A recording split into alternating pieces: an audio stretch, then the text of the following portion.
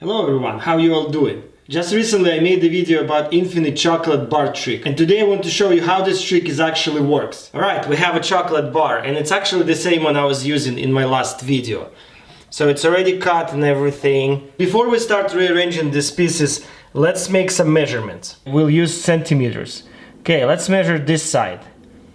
It's 7.7 centimeters. So we're gonna write it down here on a piece of paper. Now let's measure this side, and this is the key side for our measurement. So it's exactly 17 centimeters. Let's write it down here.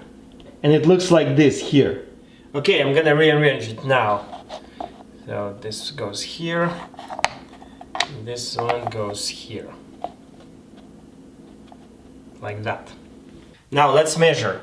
I'm gonna still measure this one. Obviously there are gonna be no changes here. So as I see, it's 7.7 centimeters, how it was before. And now let's measure this side. Like I said, it's a key side here. Alright, it's 16.4 centimeters. Let's write it down. So now it looks like this, 7.7 centimeters, nothing changed here. But this side, it's 16.4 centimeters. So as you guys can see, the difference is in 0.6 centimeters. And that's what the key is here. So what happens here is when you cut the chocolate this way and then when you rearrange these pieces over here,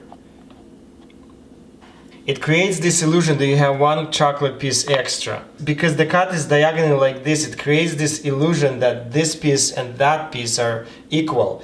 But they're not really. If you look closely, this piece is a little bit bigger than this one.